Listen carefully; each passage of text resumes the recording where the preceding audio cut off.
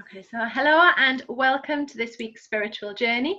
This week we are talking to James, who is co-director of the Yorkshire Centre for Wellbeing in Harrogate.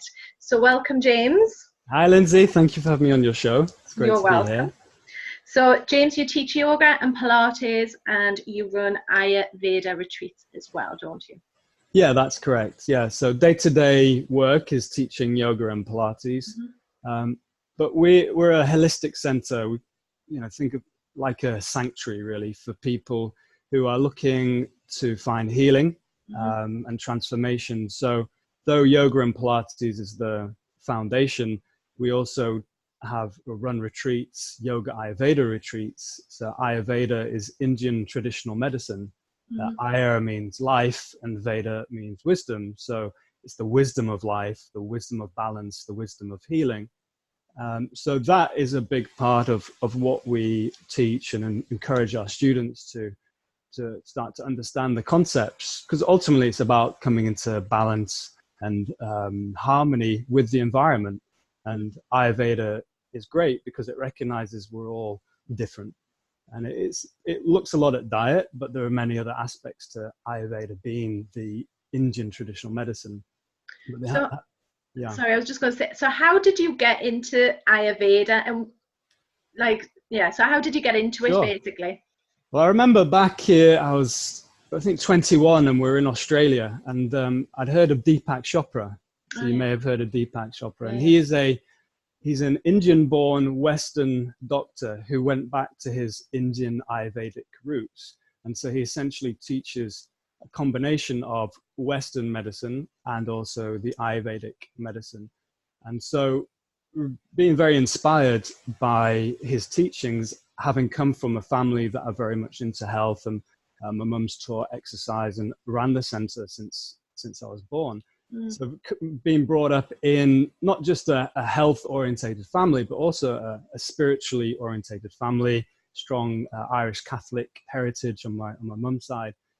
And so discovering Deepak Chopra and doing some traveling and looking at how health and healing is not just a physical, mechanical thing, but it's looking at, again, balance and harmony, looking at the way our thoughts and our emotions and our beliefs affect our health, and starting to see a more holistic picture of health. And really from discovering Deepak and then going to university. And then that led me to India when I was 24. And I just spent a number of years traveling, and I studied out there at one of the universities to do my MA, my master's in philosophy and religion. And all the while studying Ayurveda in my spare time, learning massage, because massage is a big part of their treatment, but looking at the philosophy and learning more so I could firstly help myself. I was having some minor health issues being in India. It's obviously very hot, and I was having some skin issues. And I was like, why am I getting these horrible skin problems when I'm in India? I don't have them normally in the UK. And of course, when you realize, if you understand your dosha, your type, my dosha is pitta, which is fire. And then I'm in a hot climate, so that's fire on fire. And I'm eating oily, spicy food, that's fire on fire on fire. And so the skin and the liver and the blood are a part of the pitta dosha. It becomes affected, and so you have the symptoms. So learning about Ayurveda, it's kind of common knowledge, really. You think about it, if you're in a hot climate, don't eat lots of spicy food.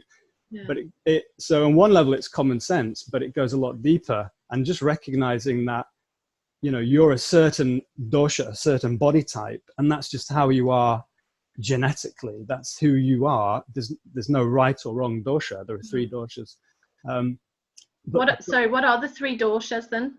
Sure. So it's based on the 5 elements. So you have, when the elements combine, you have a dosha. So when you have air and ether or space, you have vata.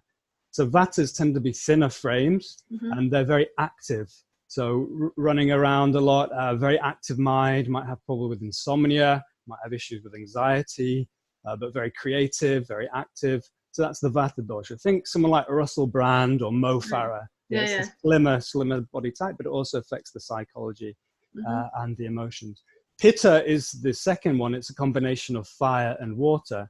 So pittas tend to be more medium size, they make a good sports people, like footballers, good business people, because the fire gives the drive and the focus and the direction. But again, the problem with pitta is it can overheat and have issues like anger and issues with short temper or skin issues. It goes into a lot of detail. I'm just mentioning some of the qualities. And then the last one is kapha, and kapha is earth and water. So kaphas tend to be the larger framed, larger boned, and kaphas can be very maternal and caring, and but when it's out of balance, again, there's too much earth in the psychology and the physiology. So it can be sluggishness, lethargy, can put weight on easily. It's also water retention, issues with the lungs, mucus, things like that. So based on, and you're typically two doshas. So you have a primary dosha and a secondary dosha. So my primary dosha is pitta, fire, but my secondary dosha is vata, air. So it's this constant balancing act, and based on your environment outside, based on your lifestyle, and the food that you eat is very, very important, because again, everything is just this very delicate balancing act. So based on your dosha, then you're going to prefer to eat slightly different foods. So we think, oh, something's healthy, it's going to be good for us, but not necessarily, because, for example, something sour like tomato or a lemon or pickle, we might think, oh, that's relatively healthy, but the sour has the fire element, so it can potentially aggravate pitta, which already has the fire element. And there are some foods that are more aggravating than others. So a tomato isn't particularly aggravating, but a red chili is incredibly aggravating.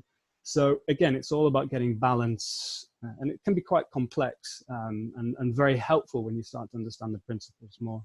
So how do people, because from what you've described, I feel like I'm a pitta with very much, with the fire, and like I can have a short temper at times, you know, and I've been working with like this anger and the shadow side and all that sort of stuff. Sure. But how do people actually find out what their dosha is? So typically you could work through a questionnaire, and you can find questionnaires online. We do 4 retreats a year at the center in Harrogate. So we'll always go through in quite a lot of detail. What star sign are you, out of interest? Scorpio. Scorpio, okay. So that's a water sign, but ruled by Pluto and Mars. So that's quite a fiery, powerful planets. So Scorpios can certainly be pitta and quite fiery. So again, you find the elements appearing in all different things. Certainly astrology is something very interesting as well, looking at the correlation. If you went to India or you saw an Ayurvedic doctor, they'd take your pulse as well, and they'd ask you some questions. So typically it's a combination of questionnaires. A doctor would test your pulse, but also as you get used to this, you can see the body type, the personality, you know, more often than not when I'm doing the consultations or when we have students on retreat. You can just, you know, maybe 8 times out of 10, you can kind of tell, you can have a good educated guess at which dosha they are, just because you've been doing this for a while. So yeah, I can see pitta in you. Again, maybe some kapha as well. So it's interesting that you can recognize those qualities from just what we've briefly talked about in yourself. So it's also looking at your physical symptoms. If you do get a bit out of balance, what physical symptoms are you're more likely to experience, and just, you know, balancing, because dosha means that which goes out of balance. Okay. So you might be a pitta dosha, but one of your other doshas may be out of balance. So just because you're pitta doesn't mean you're only ever going to have these issues, and this is the only thing that can kind of go out of balance.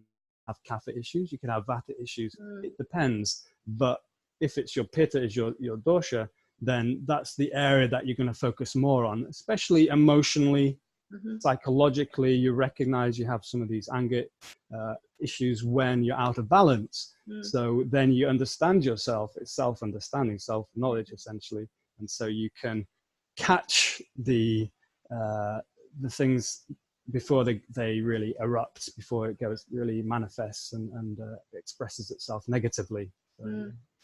So why do you think it's important that people know about their doshas? and what sort of type they are? Do you feel it's something that everybody should know?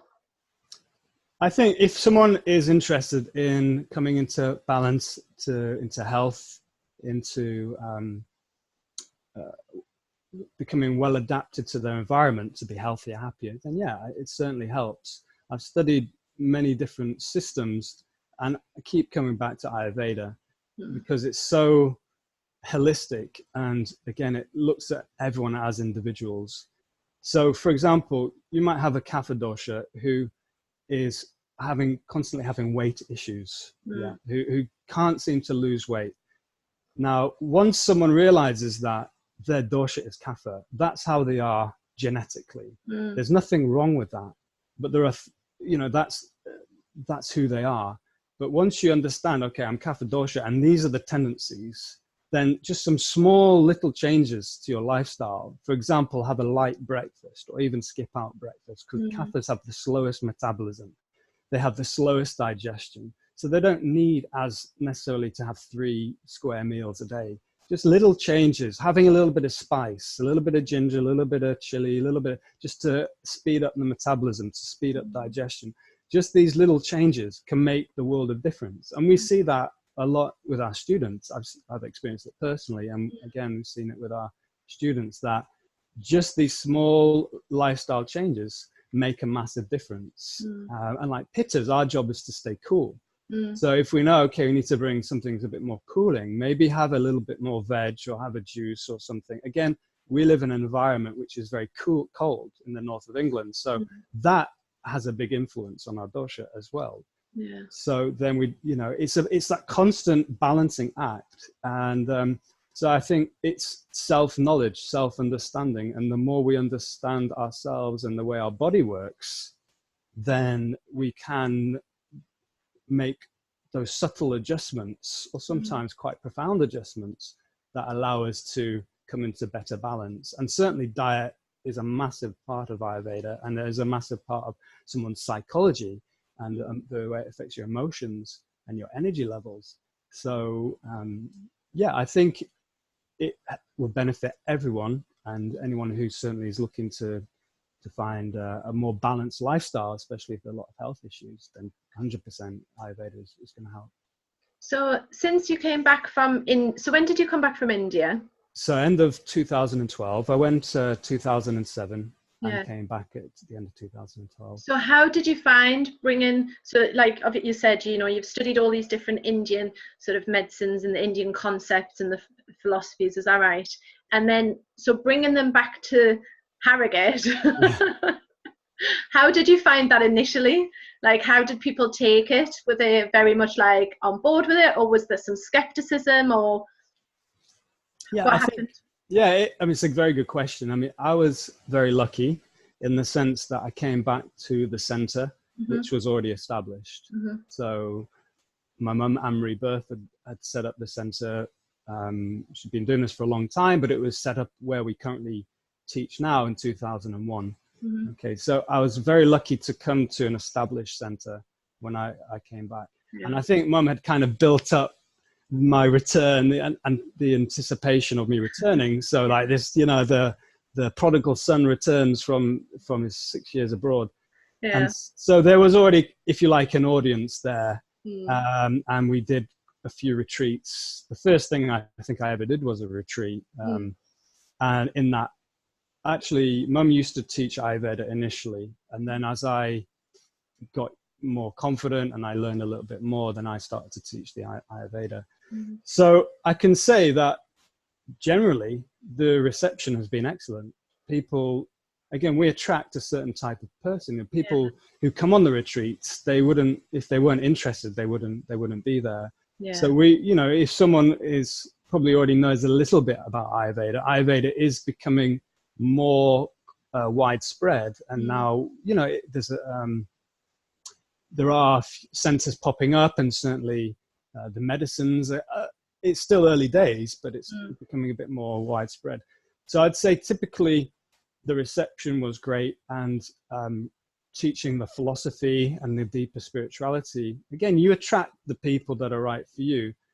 But on a personal level, the return from India to the UK was very difficult. physically, in terms of just readapting to the weather and the diet and everything. I describe it as a soul shock that my body, you know, it was like, it was almost traumatic, and it took time just to readapt, because, you know, you spend so many years adapting to one extreme climate and one extreme way of life, and just as you kind of adapt there, then you're back in, and the north of England is almost the opposite kind of lifestyle in terms of the culture and the environment to, you know, to India. So, but yeah, I mean, it's been a process, and there's been obviously challenges in setting up your own business and within a center. But generally speaking, and I think there's not many people. There's a lot of yoga teachers locally. There's a lot of yoga teachers in Harrogate. There's a lot of yoga teachers all over the place. It's becoming more and more popular, but there aren't many people or centers that are teaching the deeper spiritual, philosophical aspects of the practice and the lifestyle. And it is a lifestyle. It's not just something, you know, you do once a week, you go into the yoga class. You can do that if that's all you want, but if you want to embrace it as a lifestyle, you know, then we help people to do that. So can I just ask as well, so are the majority of people who come to the centre, are they is the majority female, or is there a few men as well? Or there are always a few guys, but as I'm sure you've experienced this with the work that you're doing as well, the majority are women. And it's interesting, why is that? And I think the dynamics of society and culture are more allowing of women to do this. Maybe there's more time available, but it just seems women are more open to this path of self-healing. And maybe guys have other ideas of ways whether they want to spend their free time, might be going to the gym or cycling. But yeah, I mean, we just taught a retreat over the new year, and it was all women. And it's a shame, really, in a sense, that not as many guys are as open to these practices, because ultimately it's here to help, you know, and bring more health and healing to people. So yeah, it's and again, I think we see that in all these kind of alternative therapies. It seems to be more popular with women, and I guess you could probably put a number of reasons as to why that is. Yeah. So, because you started running men's circles as well, haven't you, recently? So can you just tell me a little bit about why you set those up and what they sort of involve? So if any guys are watching this and they're interested, you know, they can obviously get in touch with you, can't they? Yeah, absolutely. So I think it probably was triggered by my grandfather passing summer 2018, and my dad's dad. And last year, I felt this strong desire to look at my relationship with my father.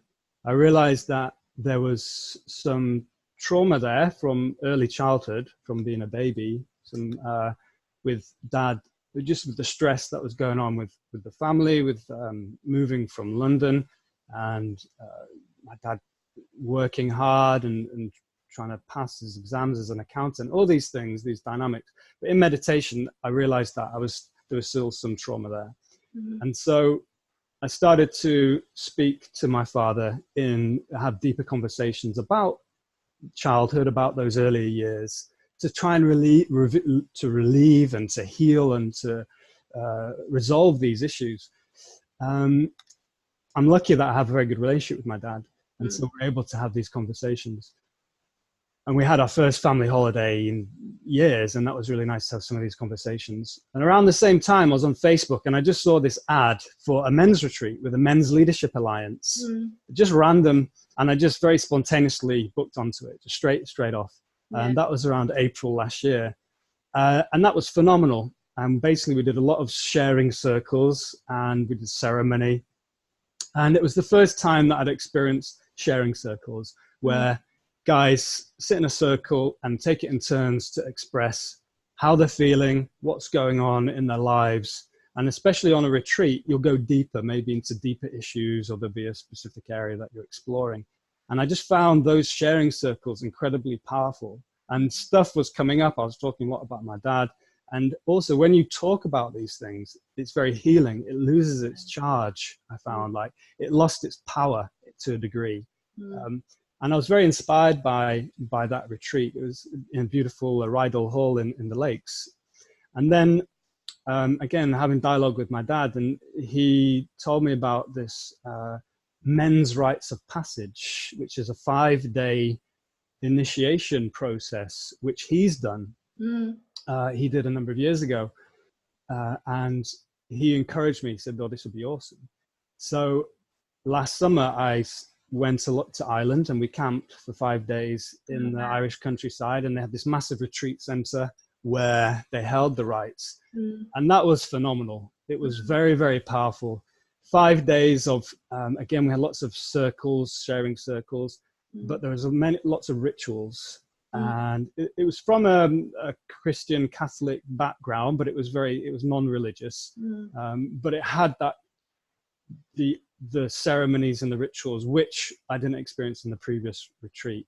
So it was very deep, and it was designed to be an initiation. And so 5 days we had ritualistic death, mourning, rebirth, initiation. We did some very almost extreme, sometimes quite intimidating ceremonies, very powerful, very profound, that really go deep into your subconscious and leave a mark and an impression. And it's very transformative. And certainly doing a lot of reading over the years, and especially last year, on these subjects of of masculinity, men's health. It talks a lot about the lack of male initiation in our culture, because in the tribal societies, there's a very clear moment where the son transitions from being sort of a son to his mother, under his mother's wing, and to then be taken to the male part of the tribe and to be initiated as a man. And we've lost that. So what we have now, and also with men working long hours, and there's and women being the main teachers in primary schools, and more single mothers, and just being a general lack of male role models for young boys growing up. We just don't have that opportunity to really have that clear ceremonial demarcation from being a boy to a man.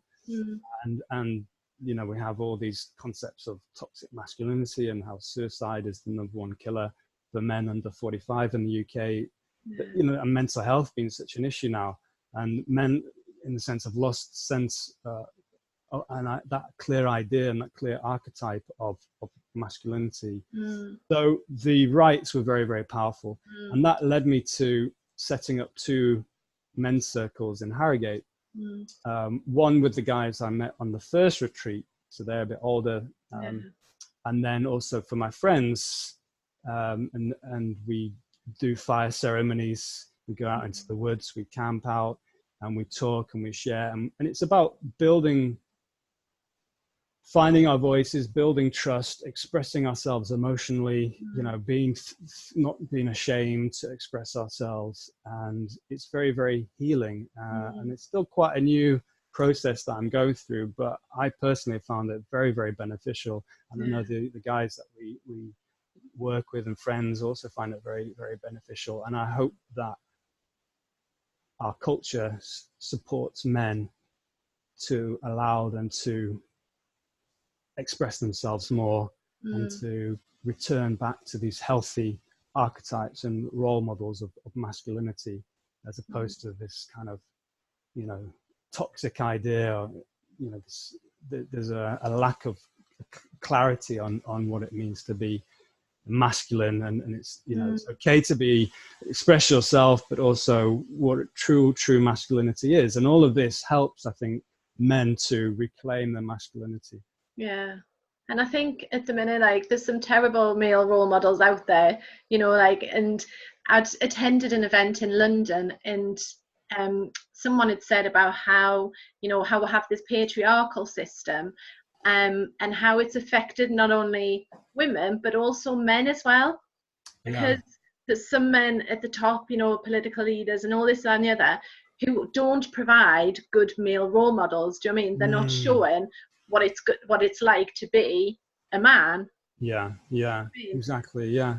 And I think as well, like in terms of, you know, you're talking about like your sharing your feelings and being in a circle. I remember the first time I went to a circle, like I think it was 3 years ago, I was sat there and with this group of women who were all openly expressing their emotions. And I was like, oh my God, I don't know if I want to, what do I want to say? I don't want to tell these people what I'm really feeling. Do you know what I mean? Yeah, absolutely. And I found it really difficult the first time. And there were some women that were crying and there was some that were, you know, that were laughing. And it was just such a mixture, because I think in our day-to-day lives as men and as women, you know, you walk along the street and say, hi, how are you? Yeah, I'm fine, da, da, da. And it's all very superficial sometimes, the conversations. Whereas when you do start to do this work and you do start to share in circles and learn how to be able to express yourself more openly, it does impact your relationships, because then at least when you're speaking to someone in the street, when they're saying, how are you? You're like, actually, I'm feeling like I'm having a really bad day, you know, and knowing that it's okay to be able to say that. 100%. Yeah, it definitely has helped me in just general communication. And again, it's about being able to open up, but in trust. And so, you know, you attract people into your lives who maybe originally you couldn't trust, and those people may disappear. And then you start to bring in people that you can really rely on. And of course, you're not going to open up to every single person that you meet. That's not appropriate. But certainly when we're doing in ceremony, it's in the sharing circle, it's done in ceremony. So we open sacred space. It's a very sacred and ceremonial expression. But certainly just understanding that you can open up to friends, to family members. It's so healing. It's so powerful. And I would encourage anyone who is holding some resentment towards a family member, a mother, father, brother, sister, your partner, you're holding something in, it must be expressed, because that will just eat away and eat away and eat away. And if it can't be expressed, can't be released, it can't be healed, it can't be transformed.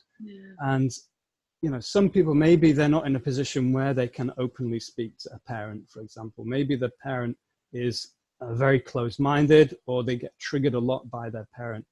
And that certainly makes things more challenging, but ultimately having to come to that place of forgiveness and acceptance and love for them, if it still means you have to have strong boundaries with them, and not necessarily if you're not fortunate enough to be able to speak to them, but maybe by you doing the inner work and you changing your attitude towards them, it can create an energy that allows you maybe in the future to have that conversation. Because ultimately, one way of looking at healing and transformation is healing your relationship with your mother and your father. Because when those two, that represents mother, father, God. So when those two relationships, and you could also add brothers, sisters, or people who are a big part of your life growing up, whether it be grandparents or stepfathers, stepmothers. But if you look at mother and father, they form you. Essentially, you've learned about men and women from your immediate relationship with your parents, especially in the first couple of years of your life. So they say that if you heal your relationship with your mother and your father in its entirety, then it's essentially a way that you completely heal yourself. And that doesn't necessarily mean you always get on really well and you have the best loving relationship. It's more about healing your perception and your memory of and the archetype, so subconscious image of the masculine and the feminine. And so when you think of your parents, you think of them with love, with acceptance, with forgiveness, and boundaries if there need to be boundaries, or support and embracing them if they need to be embraced. So yeah, it always really goes back to the parents in many ways. So certainly these sharing groups, when you're men working with men, it helps to heal the father energy. Women working with women helps to heal the mother energy. And so yeah, it's all very, very healing and transformative, and then it has that knock-on effect to all relationships. So if someone's watching this, James, right, and they've never been to a men's circle before, or they've never been to an Ayurveda retreat, yeah, what would be your advice to them? So obviously they can either come to you, so I'll put all of your links in the comments below, but if they're, say, in a different part of the country, where would they start looking to go out there and find a men's circle? Yeah, I think to look on the internet, to look for local men's circles would be a good place to start. I would strongly recommend the Men's Rite of Passage, so you can look that up on the internet. It's called, the website is also Male Journey, but Men's Rite of Passage, and also this other organization I work with, Men's Leadership Alliance. They're both excellent organizations, and maybe look at a retreat or something like that initially. To find those local men's groups, that could be potentially be more challenging. There may or may not be groups in your local area, but the internet would be the best place to look at there. But I definitely recommend a retreat. We're going to Findhorn next year in May for the Men's Leadership Alliance, so that's going to be awesome. It's a nice journey up to the north of Scotland. The Men's Rites of Passage, the initiatory rites I did, you only do once, but again, I'd strongly recommend that. So yeah, maybe look at what's locally available and maybe nationally. And for the Ayurveda, again, retreats are a great place to start because you get all the information in a short space of time, as opposed to, you know, maybe just looking on YouTube and things like that.